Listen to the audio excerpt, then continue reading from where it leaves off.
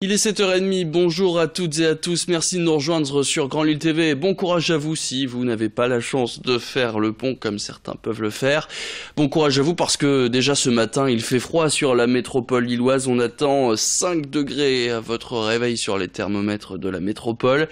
C'est un jeudi de saison quelque part qui nous attend, un jeudi marqué notamment par les alternances entre éclaircies et nuages assez denses. Mais la bonne nouvelle c'est qu'on n'attend pas de pluie aujourd'hui, une température plutôt fraîche. Même cet après-midi, on attend quand même entre 13 et 15 degrés sur la région. Et si vous avez pris la route ces derniers jours, vous l'avez constaté, les forces de l'ordre étaient très présentes et ont mené de nombreuses opérations de contrôle un peu partout dans la région. En France, ce sont plus de 1300 gendarmes et policiers qui ont été mobilisés pour cette opération Toussaint 2017. Une opération menée donc au niveau national. La faute à une forte recrudescence de morts sur la route depuis le début de l'année. Et la date de la Toussaint n'a pas été choisie au hasard. Elle est assez accidentogène. La faute aux journées raccourcies, entre autres, par le changement d'heure et donc le soleil qui se couche plus tôt. Par exemple, à Lille, mardi, c'est une douzaine de policiers qui étaient au croisement du boulevard de la Liberté et du square d'Aubenton. 2 d'entre eux étaient aussi en moto pour relever des infractions et ramener les fautifs sur ce point de contrôle. Point de contrôle dont l'objectif était bien sûr de réprimander les infractions au code de la route, mais aussi sensibiliser les deux roues qui ignorent entre autres l'interdiction de rouler avec un casque audio sur les oreilles, d'autant que les forces de l'ordre ont constaté une hausse du relâchement en période de vacances. Du coup, tous les jours dans la capitale des Flandres, c'est un contrôle routier qui va être effectué, c'est l'ignorer. Généralement, on ne va pas rester nécessairement 2 heures sur un seul et même point de contrôle, puisque bon, on sait aussi très bien qu'entre usagers, une forme de solidarité, si je peux me permettre ainsi, fait qu'on peut prévenir qu'il y a là un contrôle, donc on vient à bouger.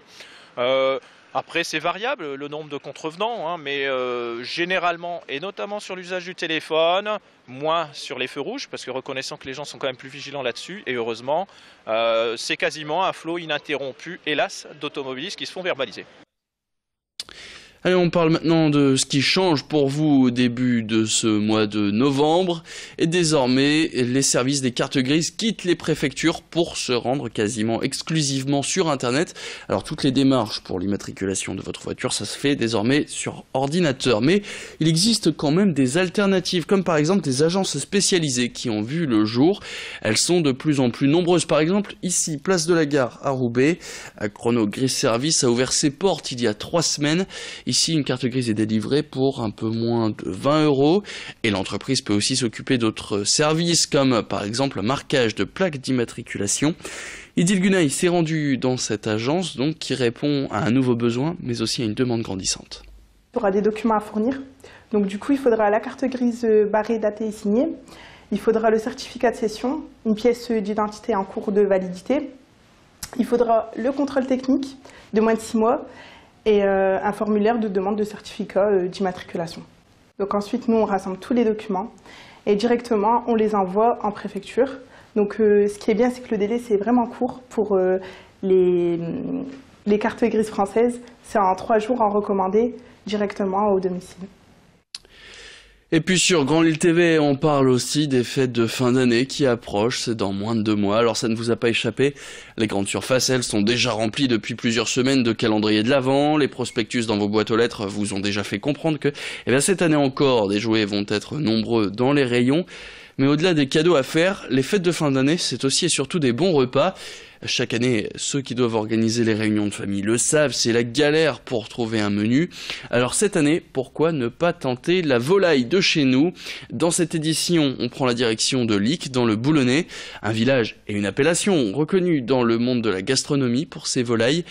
Ici, la coopérative d'éleveurs de volatiles se prépare depuis plusieurs mois pour ces fêtes de fin d'année. Alors si vous vous dites désormais pourquoi ne pas acheter une dinde, je vous propose de découvrir l'envers du décor, l'élevage de votre peut-être futur repas raconté dans ce reportage par Brieux Gorchy.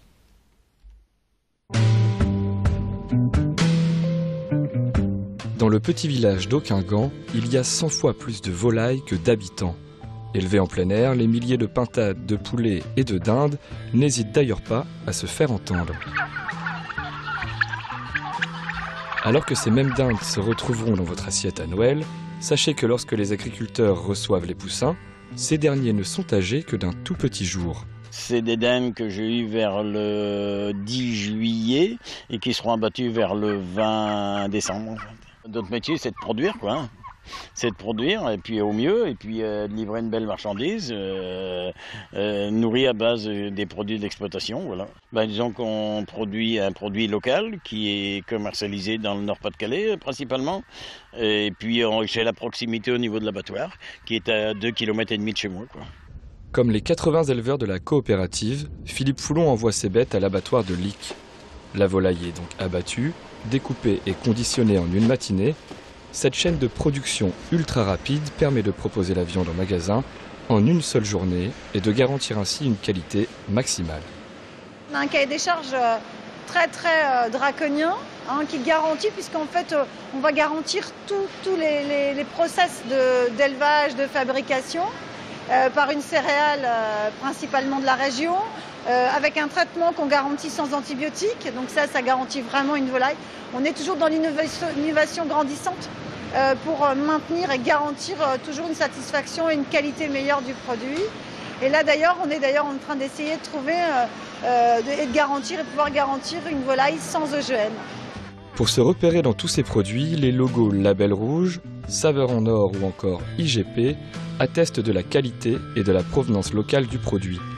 Quant à la mise en rayon de ces fameuses dindes de Licques, il faudra encore patienter car leur commercialisation n'est pas prévue avant les fêtes de fin d'année. Et puis en sport, hier mercredi, c'était séance d'entraînement du LOSC, une séance qui était d'ailleurs ouverte au public. Et la séance s'est plutôt bien passée pour les 1250 supporters qui étaient présents au domaine de Luchin selon le club. Malheureusement pour eux, Marcelo Bielsa n'était pas sur les terrains. Alors la séance s'est faite bien sûr dans un contexte sportif plutôt tendu, d'autant que ce week-end, Lille avant-dernier se déplace à Metz, le dernier de Ligue 1, pas le droit à l'erreur. Et c'est le message qu'ont aussi inscrit les DVE, les fidèles supporters du LOSC, sur une banderole déployée dans le calme, il faut le signaler. Et puis toujours en sport, mais en basket cette fois-ci, l'équipe de France masculine passera bien quelques jours à Lille. Ce sera à partir du 20 novembre, avant son match de qualification pour la Coupe du Monde à Anvers contre la Belgique le 24 novembre. Les Bleus s'entraîneront au Palais Saint-Sauveur et la liste des joueurs devrait être connue la semaine prochaine.